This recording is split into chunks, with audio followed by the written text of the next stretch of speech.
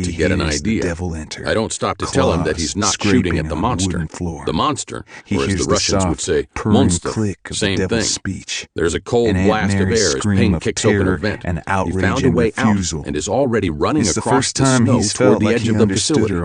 A group of unfortunate soldiers come running around the corner from the opposite direction, and Ping slashes through them, sending one man's head rolling across the snow. He hears the shotgun she keeps next to the fireplace rack into puddle place. of blood, keeping up He with hears Ping. her fire. Then there's only screaming for a little There while. are lights coming from a rise just beyond us. Generators long. hum over the night air. Something warm They must have been and able wet to hits his scrounge cheek. enough parts to get them working. He keeps his eyes closed. Ping has finally stopped keeps his them closed locomotive until he pace and hears is lying on the footsteps edge of the approaching. hill looking down below. Until something I hits the crawl floor on in my front of belly him. until I'm next to him. I try Cautiously, not to Tommy stare, cracks but one it's eye hard. open and Below sees us, Aunt Mary's Jennings and shotgun Commander in front of him. Ratface are standing in a He opens huge his crater other eye barking and lifts orders his to men head. with welding torches and There's the various devil, tools as they looking try to down at him. disassemble the thing That that's in the middle. strange, meaty flower of a face Goddamn pulsing spaceship. as its petals At least open part and of one. close. The other open half and looks close. smashed up. There's a bunch of tarps Everything is strewn over blood. the top so Aunt our Mary satellites can't see isn't what's underneath. anymore. I'm What's not a left rocket doesn't scientist, really look but I'm like pretty her. sure that bird Not ain't at all. going to fly again. Ping grabs me by the back of the head and aims my nose toward the generator at the edge of the crater, points a terrifying finger at it, then at me. Want me to take out the generator? He says. For the first time, I hear him make a sound. I'm not. It's a click. Actually, two of them. The devil click, looks click. at him thoughtfully. Yes. Tommy so looks my back and newfound waits. pal wants me to march down to Finally, the middle of the crater that's filled with all of the rest of the soldiers from the base and try to take out the generator? I asked for a suicide mission, but I wasn't counting on it being actual suicide. Then I remember that I'm wearing the uniform I stole from the guard back at the base. At least I'll be shot in the back as I flee and not the front as I approach. I slide down the hill and make my way to a gap at the farthest end from the spaceship. At any moment, I assume some survivor from the base is going to come running here telling them what happened. While it would seem logical that the Red Army soldiers here would then race back to help their comrades, I gather Commander Ratface and Jennings would decide it more important to protect the spacecraft. I enter the caldera and get a better glimpse of the ship. What looks like the cockpit is almost completely smashed. I have no idea how Ping could have survived that. Unless he wasn't inside. As sure as if he'd been the one to hold the knife. Is Ping like our demolition boys who make sure our airplanes and boats don't fall into the wrong hands? And when the devil comes back, halfway to the generator, that would mean Ping intends to blow this whole thing up. Something tells me anything capable of destroying that huge craft is going to leave a crater a lot larger than the one I'm standing inside. And he doesn't say any of those things. Hell, if it comes between the Russians getting a hold of this tech or not, then this suicide mission got a lot more purposeful. Captain Moore! Tin Warrior, Jennings yells from across the crater. I look up from the generator and see 50 commies staring back at me. I'd been trying to find an off switch with no luck. Put down your weapon, Jennings screams as he runs toward me.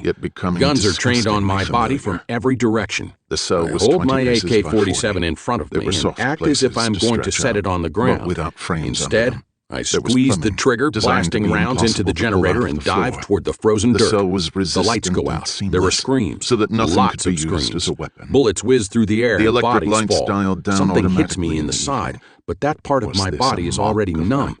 I don't move, deciding it's best to let Ping do his thing. Suddenly, there's a greenish glow from what remains of the cockpit and the silhouette of Ping. Then he vanishes.